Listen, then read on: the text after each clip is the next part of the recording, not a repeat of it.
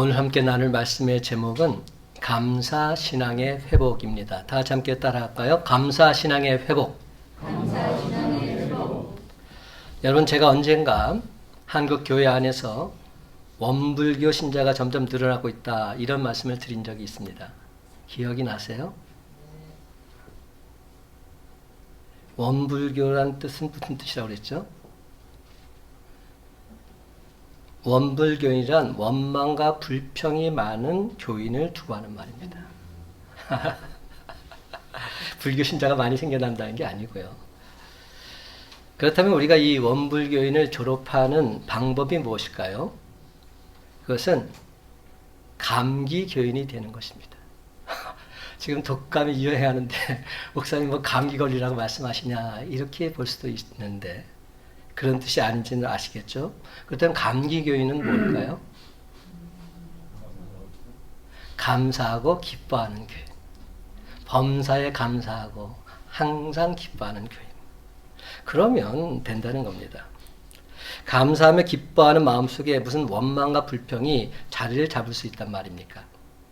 요즘 우리 삶 속에 감사가 점점 메말라 가고 있다는 것, 그 누구도 부인하지 못할 현실입니다. 그런데 불평이 감사로 변한다는 것은 참으로 쉽지 않은 일입니다. 하지만 그래도 우리는 훈련해야 합니다. 자꾸 감사를 연습해야 합니다. 왜 그래야 합니까? 감사는 영혼의 암세포를 제거하는 기적의 언어이기 때문입니다. 감사하는 가운데 진정 기적이 일어나기 때문입니다. 그렇습니다, 여러분. 똑같이 예수님을 믿고 살면서도 행복을 느끼며 사는 사람이 있는 반면에 나는 불행하다, 스스로를 불행하게 여기며 사는 사람이 있습니다. 그렇다면 이 세상에서 가장 행복하고 부유한 사람은 누구일까요? 하나님의 은혜를 알고 하나님께 감사할 줄 아는 사람이 아닐까요? 아멘입니다. 이 시대에 안타까움이 하나 있다면 은혜를 망각하고 산다는 점입니다. 은혜를 모르면 감사를 잃어버립니다. 감사를 잃어버리면 늘 원망과 불평의 삶이 됩니다. 영국의 성서학자인 매튜 헨리는 감사는 더하기와 같다고 말했습니다. 내 입술에 감사가 넘치면 마음에 기쁨이 있고 평화가 있습니다. 세상이 아름답게 보입니다. 반대로 원망과 불평은 마이너스와 같습니다. 이미 주어진 것도 다 빼앗기게 됩니다. 사랑하는 성도 여러분, 오늘 우리는 추수감사주일로 지키고 있습니다. 지금까지 지내온 삶을 되돌아보면서 이 모든 것은 하나님의 전적인 은혜입니다. 진심으로 하나님께 감사드리는 저와 여러분이 다 되시기를 예수님의 이름으로 간절히 축원합니다. 개역 개정을 기준으로 보면 감사라는 단어가 구약과 신약을 모두 합쳐서 200번이 좀 안 되는 196번이 나온다고 합니다. 구약에는 132번, 신약에는 64번. 다른 단어보다 꽤 많이 나오는 편입니다. 구약 39권 가운데서 감사라는 단어가 모두 132번이 언급되고 있습니다. 근데 그 39권 중에서 가장 많이 감사가 언급되는 성경이 뭘까요? 무슨 성경일까요? 짐작이 가시죠? 시편입니다. 시편을 보면 감사로 다 끝나고 있어요. 처음에는 하나님 향해서 원망과 불평하고 시작했다가도 마지막은 항상 하나님께 감사하라, 하나님을 찬양하라, 이렇게 결론이 끝나고 있습니다. 그렇다면 신약에는 감사가 64번 나오는데 27권 중에서 감사가 가장 많이 나온 성경은 어느 성경일까요? 잘 정리가 안 되죠? 바울 서신에 감사가 가장 많이 나옵니다.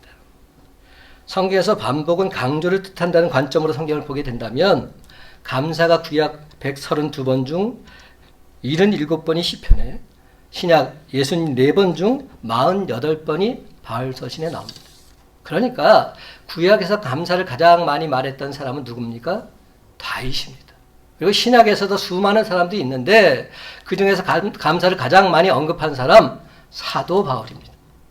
그런데 여러분, 너무나도 아이러니한 것은 신구약의 수많은 인물들 가운데서 가장 많은 시련과 가장 많은 고통을 당한 사람이 다윗과 바울이라는 점입니다.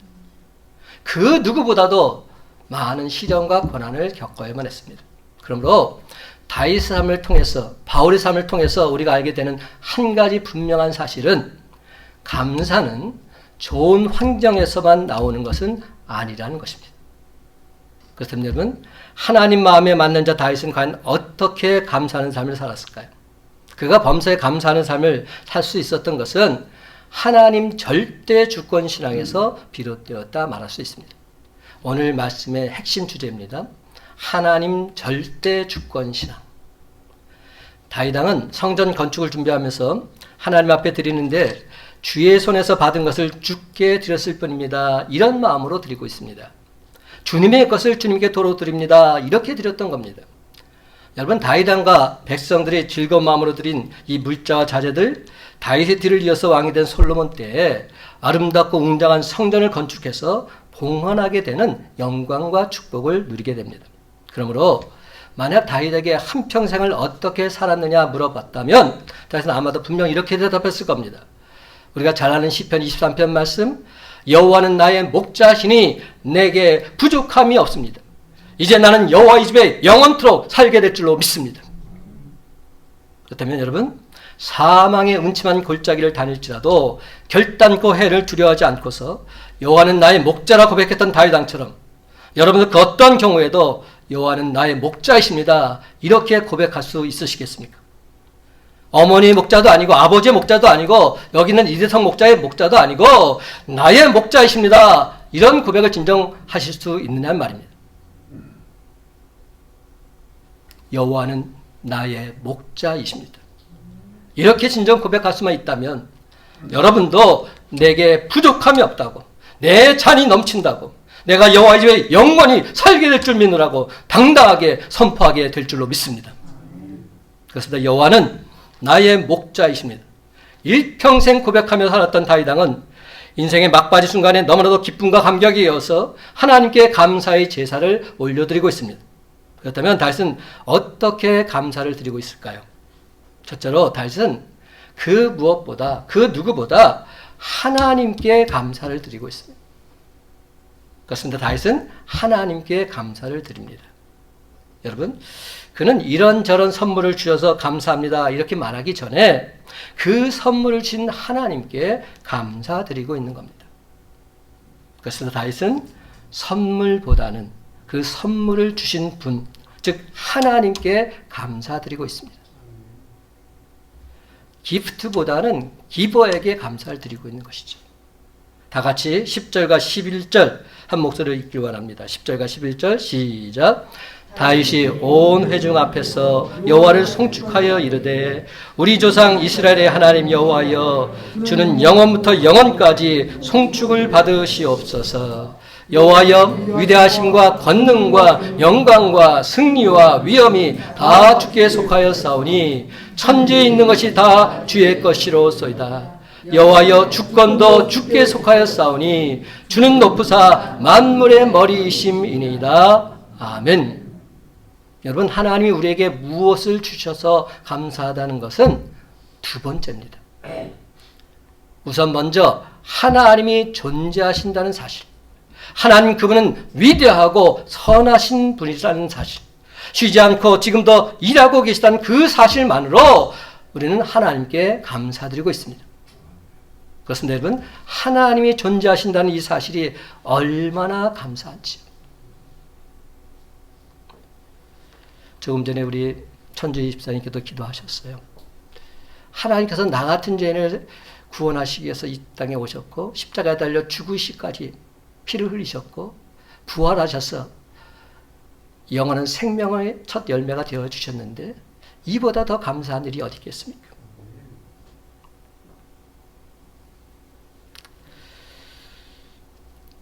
저는 부모님께 감사드리고 싶어도 지금 두 분 다 계시지 않습니다. 모두 다 소천하셔서 뵐 수가 없어요.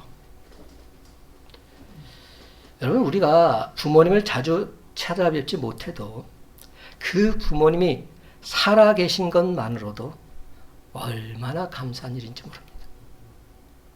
부모님이 살아계시는 그 사실만으로도 감사한 일인 것이죠.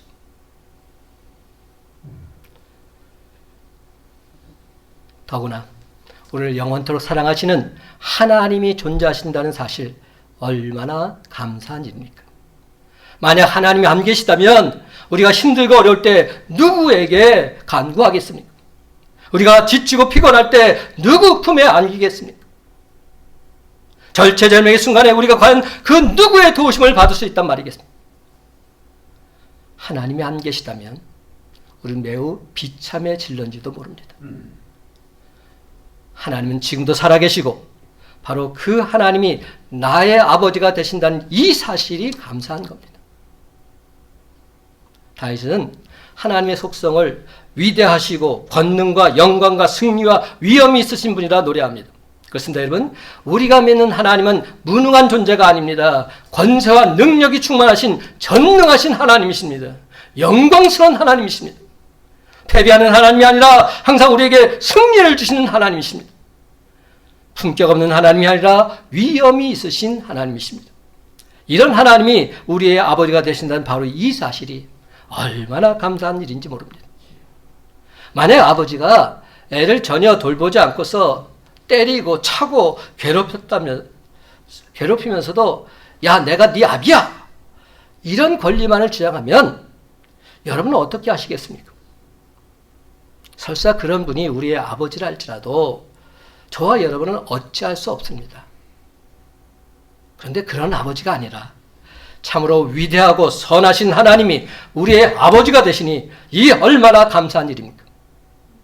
사랑하는 여러분, 세상 만물을 창조하시고 지금도 우리와 함께 하시는 전능하신 하나님이 바로 저와 여러분의 아버지가 되신 줄 믿으시기 바랍니다. 그렇습니다. 우리가 믿는 하나님은 놀지 아니하시고 과거에도 일하셨고 지금도 일하시며 앞으로도 일하시는 분이십니다. 하나님이 일을 하신다는 것을 신학적인 용어로 뭐라고 부릅니까? 하나님의 섭리하십니다. Providence of God, 이렇게 말합니다. 하나님의 섭리하심. 그렇습니다, 여러분. 하나님은 온 우주 만물의 주인이십니다.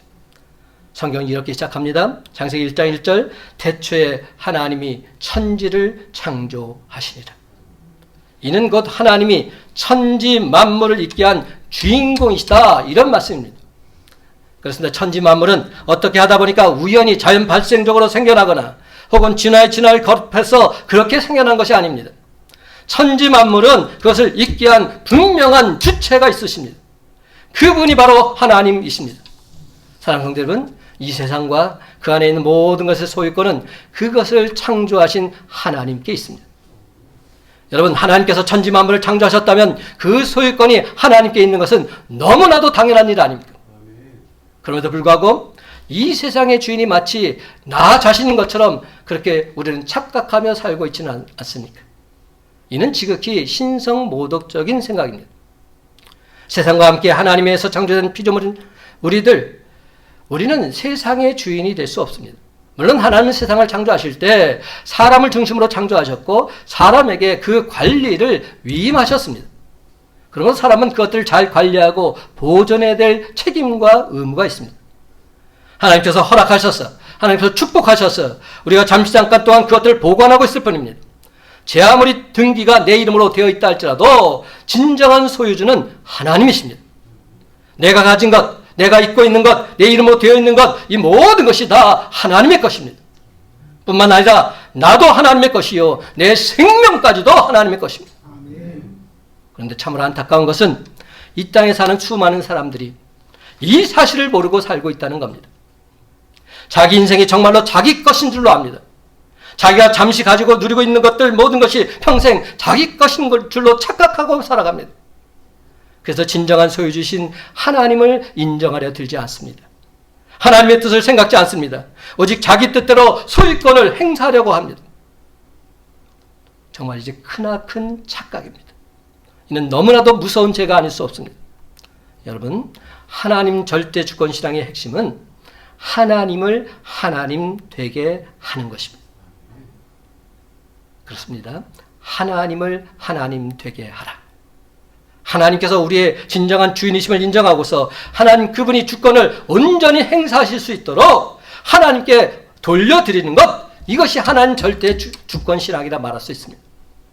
그러면 사랑하는 성도 여러분, 이제부터 우리는 이 세상과 나 자신까지도 하나님에 의해서 창조된 하나님의 소임을 깨닫고서 이 세상에서 주인 노릇하려는 어리석은 생각일랑 아예 버리시기 바랍니다.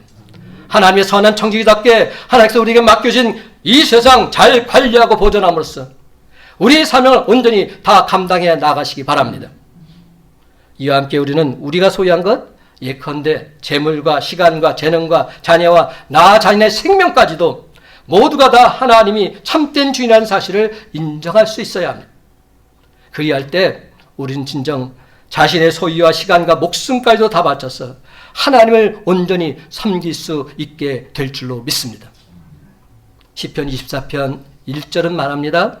땅과 거기에 충만한 것과 세계와 그 가운데 사는 자들은 다 여호와의 것이로다. 여러분, 이 말은 이 땅의 것이 모두 다 하나님의 것이니까 우리는 아무런 책임이 없다, 이런 말 아닙니다. 오히려 하나님의 것을 위임받은 청지기는 자신의 소유를 다루는 것보다 훨씬 더 책임감을 느껴야 하는 것입니다. 그렇습니다. 여러분, 모든 것을 위임받은 선한 청지기답게 우리 주님이 원하시는 일을 기쁘고 즐겁게 감당하면서 범사에 하나님께 감사드리는 저와 여러분의 복된 삶이 다 되시기를 예수님의 이름으로 간절히 축원합니다. 두 번째로 다윗은 모든 것이 다 주께로 왔기에 감사드리고 있습니다. 다 주께로 왔기에 감사를 드립니다. 12절 말씀 다 같이 한 목소리 읽어볼까요? 12절 부와 귀가 시작. 부와 귀가 주께로 말미암고 손에 권세와 능력이 있사오니 모든 사람을 크게 하심과 강하게 하심이 주의 손에 있나이다. 아멘. 하나님 모든 것의 주인이 되실 뿐만 아니라 그 모든 것을 다스리시는 분이십니다. 성경은 뭐라고 말합니까? 부와 귀가 주께로 말미암았다 말씀합니다. 여러분, 부라는 것, 이것은 부지런한 노동의 열매일 뿐만 아니라 하나님 축복의 상징입니다. 그런데 여호와를 의리하지 않는 자에게 주어진 부는 안타깝게도 속임과 배반의 결과이기에 자기 자신조차 구원할 수 없는 허무한 것에 불과합니다. 헛된 것입니다. 다윗은 구약의 어느 인물보다 많은 재물을 소유했던 자들 중에 한 사람입니다. 그는 자신의 부가 자신의 능력으로 얻어진 것이 아니라 하나님으로부터 비롯되었다는 사실을 철저히 인정하고 있습니다. 그러기에 그 물질들을 아낌없이 하나님의 영광을 위해서 사용할 수 있었습니다. 이에 반해서 솔로몬 왕은 다윗보다도 더 많은 부귀영화를 누렸지만 인생 말기에 여호와를 떠남으로 말미암아 이스라엘의 분열의 원인을 제공하는 제공자가 되었던 것입니다. 이런 사실을 통해서 우리가 분명히 알 수 있는 것은 이 땅에서 사는 동안 얼마나 많은 물질을 소유했느냐, 이것이 중요한 것이 아니라는 겁니다. 그렇습니다. 물질의 많고 적음 자체가 결코 하나님 축복의 절대적인 척도가 될 수 없습니다.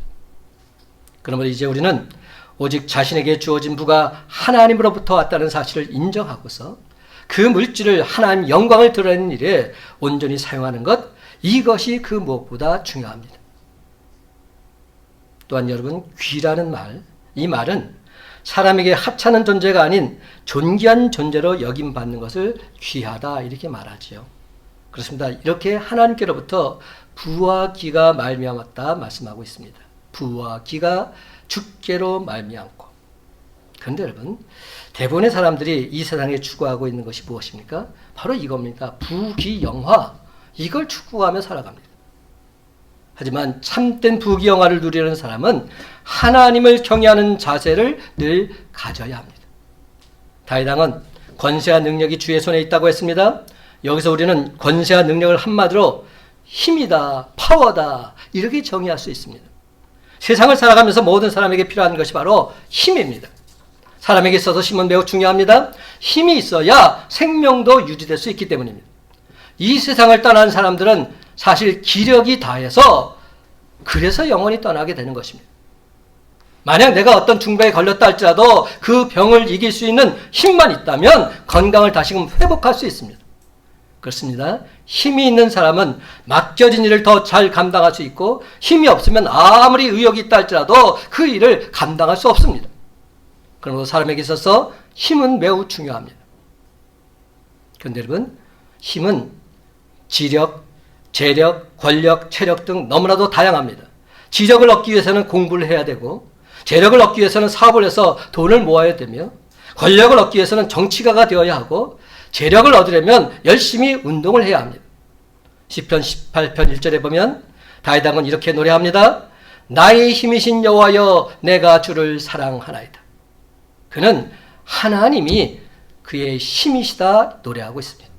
그렇다면 과연 하나님이 진정 우리에게 힘이 되실 수 있을까요? 성경에 보면 하나님은 지정면에서 우리가 살고 있는 천지 만물을 창조하셨습니다. 재력은 천지 만물이 모두 다 하나님의 것입니다. 또한 권력은 하나님께서는 만왕의 왕이시며 만주의 주이십니다. 이 세상을 통치하시고 세상 왕을 세우기도 하시고 폐하기도 하시는 분이십니다. 그리고 체력면에서는 전지전능하시고 힘이 무한해서 영생하실 뿐만 아니라 이 천지 만물을 주관하고 계십니다.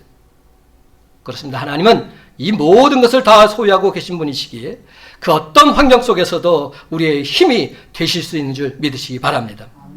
그러므로 그 하나님을 우리의 힘으로 삼는다면 우리는 이 세상 어디에서 그 어떤 환경 속에서도 넉넉히 승리할 수 있습니다. 하나님은 오늘도 바로 그 힘을 저와 여러분에게 나누어 주길 원하고 계십니다. 사랑하는 성도 여러분, 부와 귀, 권세와 능력이 다 주께로부터 말미암았음을 분명히 알기에 늘 항상 하나님께 감사드리면서 험한 세상을 담대히 헤쳐나가는 저와 여러분의 복된 삶이 다 되시기를 예수님의 이름으로 간절히 축원합니다. 세 번째로 이제 우리도 범사의 주님께 감사드려야 합니다. 그렇습니다. 우리 모두 범사의 주님께 감사드리십시다. 13절과 14절 말씀 다 같이 한 목소리로 있습니다. 13절 14절 시작. 우리 하나님이여, 이제 우리가 주께 감사하며 주의 영화로운 이름을 찬양하나이다. 나와 내 백성이 무엇이기에 이처럼 즐거운 마음으로 드릴 힘이 있었나이까. 모든 것이 주께로 말미암아 싸우니 우리가 주의 손에서 받은 것으로 주께 드렸을 뿐이니이다. 아멘.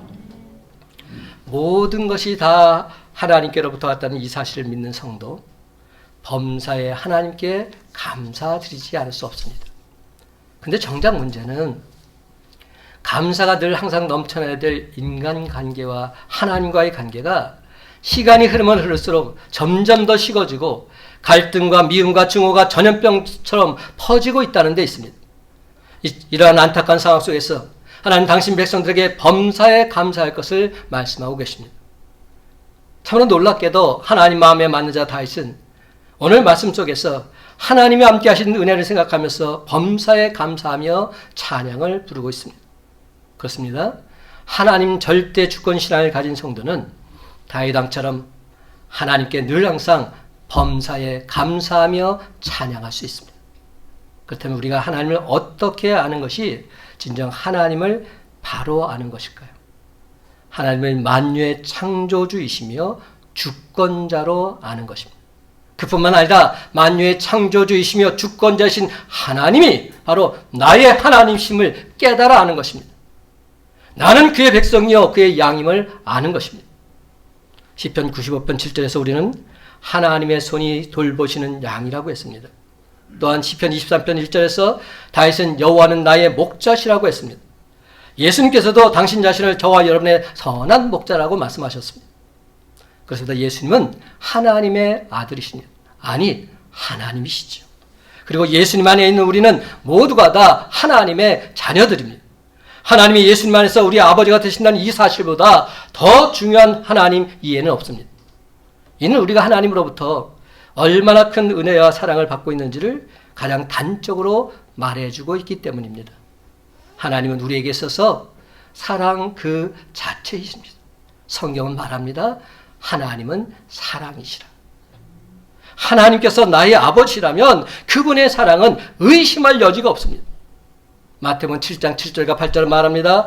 구하라 그리하면 너에게 주실 것이요 찾으라 그리하면 찾아낼 것이요 문을 두드리라 그리하면 너에게 열릴 것이니 구하는 이마다 받을 것이요 찾는 이는 찾아낼 것이요 두드리는 이에게는 열릴 것이니라. 여러분, 하나님은 당신 자녀들에게 줄 것을 이미 다 준비하고 계십니다. 그러니 감사한 마음으로 구하기만 하라는 겁니다. 찾기만 하라는 겁니다. 문을 두드리기만 하라는 겁니다. 그러면 다 주시겠다 말씀하십니다. 로마서 5장 8절은 말합니다. 우리가 아직 죄인 되었을 때 그리스도께서 우리를 위하여 죽으심으로 하나님께서 우리에 대한 자기의 사랑을 확증하셨느니라. 저는 이 말씀 참 좋아합니다. 여러분, 제가 여러 번 이 말씀을 여러분에게도 말씀드렸죠. 어떻게 외우라고 말씀드렸을까요? 로마 오빠 사랑 확증. 로마서 5장 8절 오빠. 로마 오빠 사랑 확증. 저는 이 말씀이 너무 좋아요. 우리가 아직 죄인 되었을 때 그리스도께서 우리를 위하여 죽으심으로 하나님께서 우리에 대한 자기의 사랑을 확증하셨다. 그렇습니다. 당신의 아들을 십자가에 내어놓으시기까지 하나님께서는 우리를 향하신 당신의 사랑을 확증해 주셨습니다. 그러므로 이제 우리가 할 수 있는 유일한 고백이 있다면 그것은 바로 이겁니다. 하나님 아버지 감사합니다. 이 모든 것은 하나님의 전적인 은혜입니다. 하나님 감사합니다. 그렇습니다, 여러분. 아무리 좋은 예배 처소와 청산 유수와 같은 말씀과 기도를 우리가 한다 할지라도 우리에게 하나님을 향한 감사가 없다면 이는 하나님께서 진정 기쁘시게 받으시는 제사 아닐 수 있습니다. 나 그 제사 안 받겠다 말씀하실는지도 모르겠습니다. 시편 50편 23절은 분명히 말합니다. 감사로 제사를 드리는 자가 나를 영화롭게 하나니 그의 행위를 옳게 하는 자에게 내가 하나님의 구원을 보이리라. 그렇습니다. 아무리 성경 공부를 많이 하고 새벽 기도를 열심히 하고 헌금을 많이 하고 봉사를 잘해도 하나님의 은혜에 대한 깊은 깨달음과 감사하는 마음이 없다면 하나님께서 인정하시는 믿음의 삶을 산다 말할 수는 없는 것입니다. 데살로니가전서 5장 16절 18절 말씀 항상 기뻐하라 쉬지 말고 기도하라 범사에 감사하라. 그 다음 말이 더 중요합니다. 이것이 그리스도 예수 안에서 너희를 향하신 하나님의 뜻이니라. 아멘입니다. 이것이 바로 하나님의 뜻이라는 겁니다. 항상 기뻐하라, 쉬지 말고 기도하라, 범사에 감사. 어떤 목사님이 자식이 죽어서 슬퍼하는 집에 위로하러 가셨습니다. 그런데 그 부모가 계속 피통해하면서 울고 있는 겁니다. 당연히 그렇겠죠. 자식을 먼저 보낸 부모의 심정이 얼마나 아프겠습니까? 무슨 말을 해도 위로가 안 되자 목사님이 우는 부모를 향해서 이렇게 한마디 하셨답니다. 집사님 자식이 갑자기 죽은 것 저도 너무 슬픕니다. 그런데 혹시 예수님을 위해서 그렇게 울어본 적 있으십니까? 그래도 집사님은 여러 자식 중에 한 명이 죽어서 그렇게 슬피 울지만 하나님은 하나밖에 없는 독생자를 십자가에 못 박아 주시기까지 집사님을 사랑하셨는데 그 주님께 진정 감사의 눈물 흘려보신 적 있으십니까? 여러분, 이 세상에 없는 것, 잃어버린 것만 생각하면 우리는 감사할 수 없습니다. 그러나 나 같은 죄인을 죄와 사망에서 구원해 주시고 영원한 생명을 주셨다는 이 한 가지 사실만으로도 우린 진정 하나님 아버지께 감사드리지 않을 수 없습니다. 그렇습니다. 참 좋으신 하나님이 나의 아버지가 되시고 그 하나님이 나의 부와 귀한 능력을 주셨고 아무런 자격도 없는 나를 당신의 자녀 삼아 주셔서 영원한 생명을 선물로 허락해 주셨는데 우리는 하나님 아버지께 감사 또 감사드릴 뿐입니다. 그러면 사랑하는 성도 여러분, 이제 오늘 우리도 다윗처럼 이런 감사의 고백을 하나님께 올려드리십시다. 14절 말씀, 다윗의 심정을 갖고 우리가 함께 읽습니다. 시작. 나와 내 백성이 무엇이기에 이처럼 즐거운 마음으로 들을 힘이 있었나이까. 모든 것이 주께로 말미암아 싸우니 우리가 주의 손에서 받은 것으로 주께 드렸을 뿐이니이다. 아멘. 주의 손에서 받은 것으로 주께 도로 드렸을 뿐입니다. 이제 말씀을 맺습니다. 사랑하는 성도 여러분, 진정한 감사의 본을 보여준 다윗 왕처럼 주님이 주신 것을 주님께 도로 드린다는 심정으로 범사에 하나님께 감사와 경배를 드리시기 바랍니다.